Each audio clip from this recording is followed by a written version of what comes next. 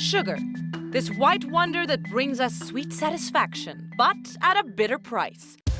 What dangers are lurking in these snow-white crystals? Is sugar the new tobacco?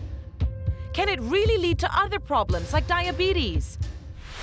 And we're on the hunt for sneaky sugar. Are we eating more sugar than we realize? Kaya toast. 160. That's a lot. So, what dark secrets are in store today? Let's investigate the bittersweet truth about sugar.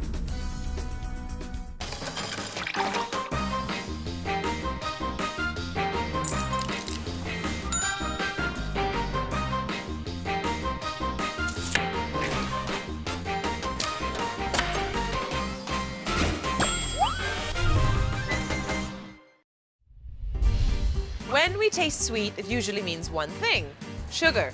Now, sugar is a huge industry. It comes in all sorts of shapes and forms and sizes and colors, but no matter what the kind, one thing is for sure: with sugar comes great energy. But what is sugar? The term sugar really signifies sucrose. Sucrose is derived from sugarcane or from sugar beet and is made from one molecule of glucose and one molecule of fructose. Fructose, as the term implies, is found in almost all fruits that we consume, but also found in honey, in maple syrup, agave. And of course, all the carbohydrates that we consume, rice, bread, pasta, potato, contain carbohydrates which when broken down will always give you glucose. So we've learned about the different kinds of sugars, and this begs my next question. How exactly do our bodies use sugar? We asked Professor Dan. This gummy bear experiment uses a gummy bear and potassium chlorate, and it shows my chemistry students how much heat energy there is in sugar, and there's a lot. I take potassium chlorate, which is a white powder, I heat it up in a test tube. That breaks it down into potassium chloride and oxygen. Then when I put in the gummy bear, the sugar combines with the oxygen, releases carbon dioxide, water, and a lot of heat energy, which you'll be able to see.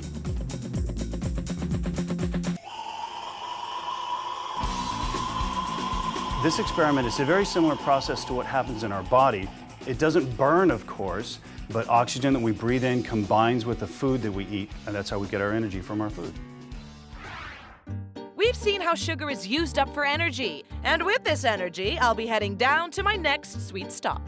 It's not every day I get to walk into a factory that smells like candy floss. This is where sugar is mixed, produced into various forms, and packaged. And I want to find out how the magic happens.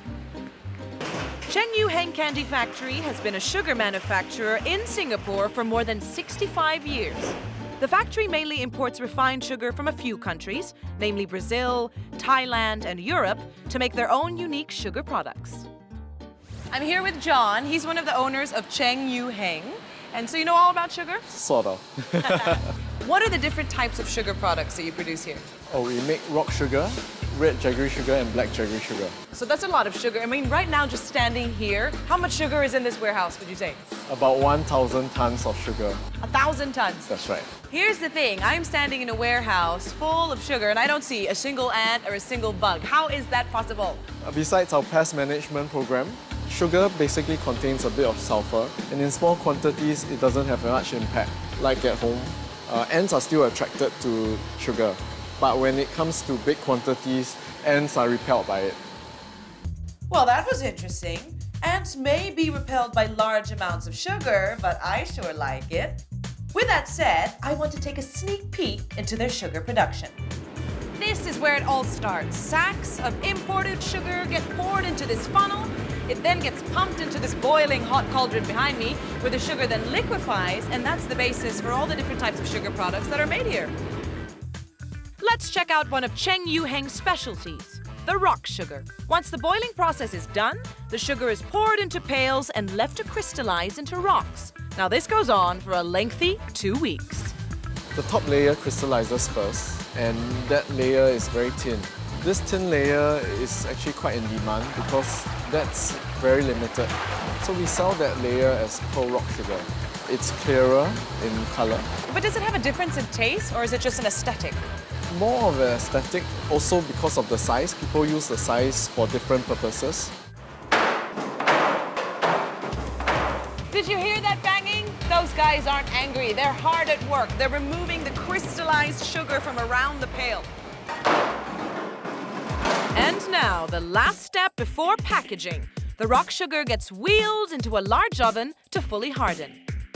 So it's the end of the production line for the shiny rock sugar.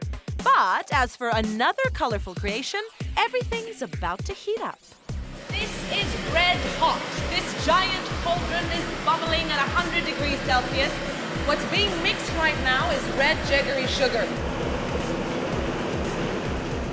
For the red jaggery sugar, basically we boil the sugar, mix in our ingredients, coloring, flavors, and after that it goes into the cooling process where it crystallizes almost immediately and it becomes powder. What's so special about red jaggery sugar? You can only find it in Singapore. We manufacture this for 67 years. Mainly find it in local delicacies, for example, putu mayam. Ah, so you can only find this here. Only in Singapore. Can we give it a try? Do you mind? Yeah, please. Well, I'll try it if you try it. Okay. This is delicious. This is as fresh as it can get. Well, that was quite an eye-opener. Sugar comes in all sorts of forms and colors, so try some out. You might just be surprised. Coming up, we investigate the dark side of sugar. Could it be killing you? There is some suggestion that overconsumption of sugar leads to type 2 diabetes. And you might be eating more sugar than you realize. But where is it and how much are we having? Two families will get the shock of their lives when they find out. Shocking. I would say shocking. Yeah, for me also.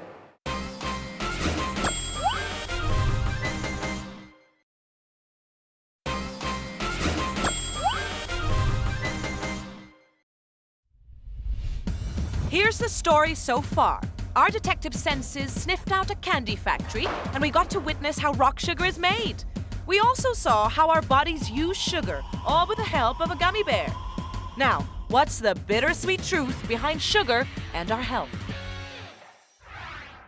Sugar may seem sweet and harmless, but there's still a lot we need to look out for. Some people say that sugar could be just as dangerous for your health as tobacco. Many articles and reports have labeled sugar as a drug. They call sugar addiction a health epidemic. And like with smoking, people must control their intake. So, is sugar actually the new tobacco? I think the comparison of sugar with tobacco is completely alarmist because the outcome of tobacco smoking and cancer is incontrovertible and evidence-based. The link between sugar and the chronic diseases are less substantive and less convincing, and therefore they should be kept in perspective. So don't panic, sugar is not the new tobacco. However, we should still watch our consumption of sugar, but that may prove difficult for those with a sweet tooth. Now, the funny thing with sugar is that it's addictive. We can't help ourselves. We want more and more and more. Why is that? Our desire to eat sweet food had a defensive mechanism from human evolution. One of the unique characteristics about sugar is that it has got an extremely pleasant sweetness profile. Secondly, it's a very rich source of energy, and this is the reason why most of us enjoy and like sweet food, because it's a pleasure-yielding product, but also it provides calories. Nowadays, we consume 3 times as much sugar as we did in the 60s and the 70s. So what's the trade-off? Increased risk of obesity, cancer, heart disease, and something you may have heard of before, diabetes type 2. Many health reports around have claimed that a high sugar intake has been linked to a higher occurrence of type 2 diabetes. Should we be alarmed? Diabetes is a condition where the human body cannot regulate optimally the blood glucose. Although there is some suggestion that overconsumption of sugar leads to type 2 diabetes, there is no robust or substantial evidence to demonstrate that link. Well, this doesn't mean you can stuff yourself with sugar. We should still watch our intake. Everything in moderation, remember? So, how much sugar do you take in a day? How about a week? Well, probably more than you think. And to prove just how much sneaky sugar is in our daily diets, well, we did a little experiment.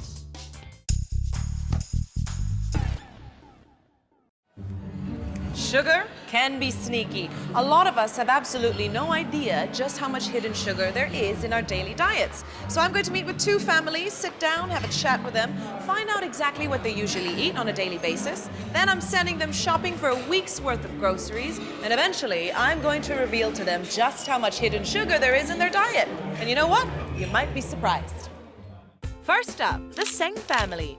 The mother, Cherie, keeps a really busy schedule, but still tries to cook as much as possible at home. And our next volunteer, the Palanisamy family of 3.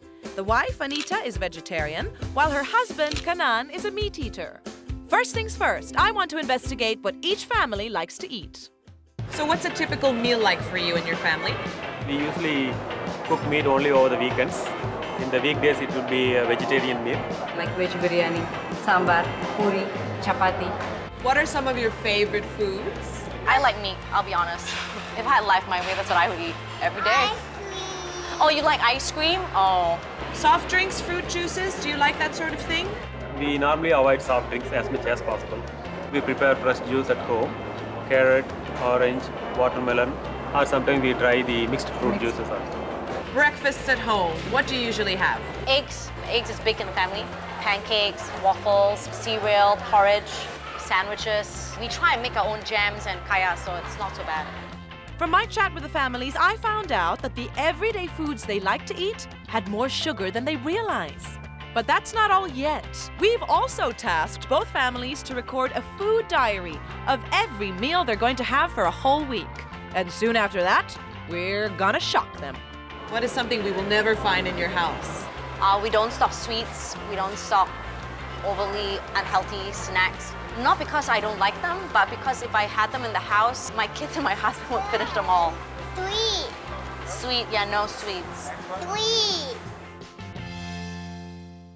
Even though Cherie's family doesn't stock sugary foods, that doesn't mean there's no hidden sugar in their meals. It's everywhere, and they have no clue about it. 2 families, 1 great reveal. You'll never guess just how much sugar is in their diets. When we return, it's sugar versus sweeteners. Can people tell the difference? It's weird. Yeah. Weird. I don't like it. And is honey a better alternative to sugar? Stick with us for more and catch the big sugar reveal after the break. That's a lot. That's a lot.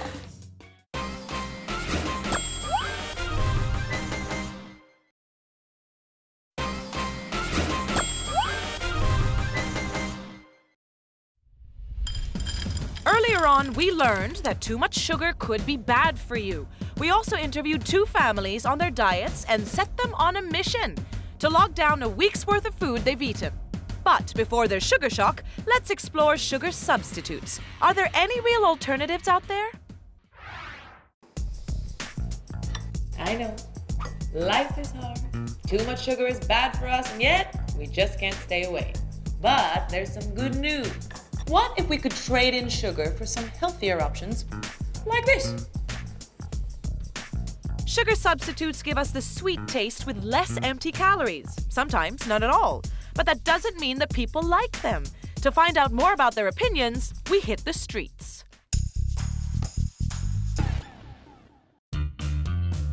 Today I'm going to give people a sweet treat. I have 4 different types of sweetened waters.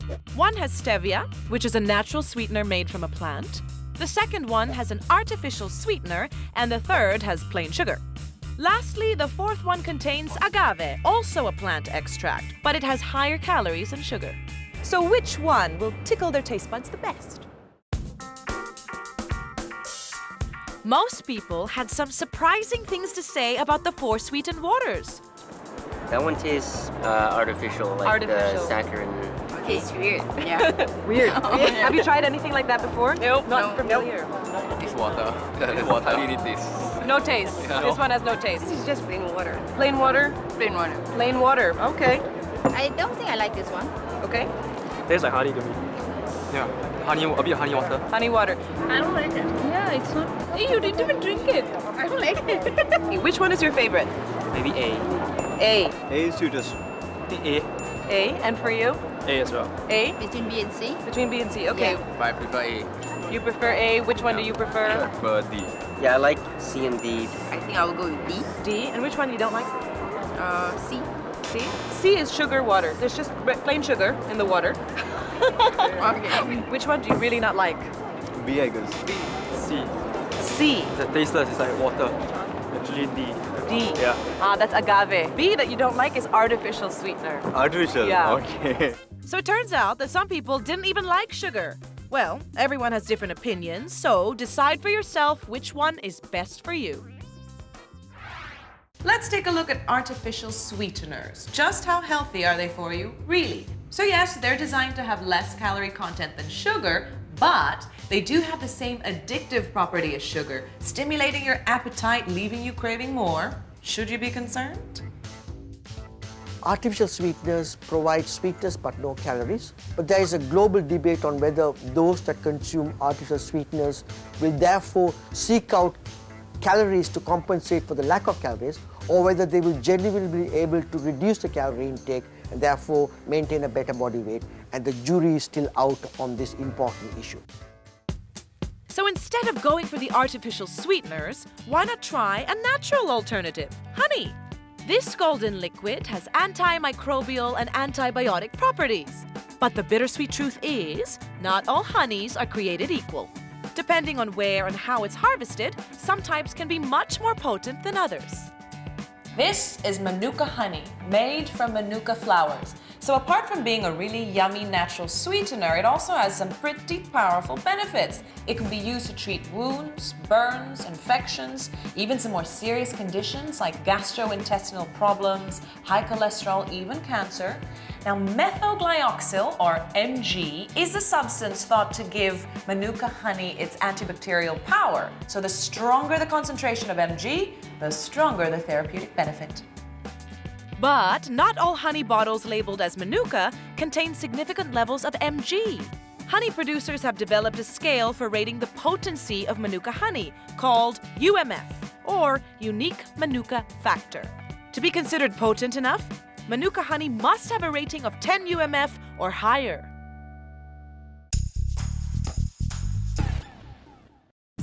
It's time for the big reveal.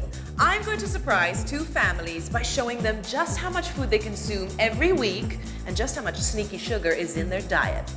Earlier, we spoke to two families about their eating habits and sent them shopping for food. On top of that, they also kept a video diary of what they ate for 1 week. Welcome to a little bit of a time warp. So Cherie kept a food diary of what her family was eating for a week. All right, so we tried to recreate, more or less what you were having. How do you feel? We eat a lot. This is what you ate for a week. What do you think? This much. Now, the purpose of this exercise is to find out just how much hidden sugars are in your everyday meals. Because not everything here is sweet, but it doesn't mean sugar's not there. So let's start with coffee. You like your coffee? Yeah. We're calculating around 5 coffees a week, something like that. We're looking at 125 grams of sugar. Who likes galletos? How much sugar? It's actually 160. Bread is a big part of the diet, right? Lots of different types of bread.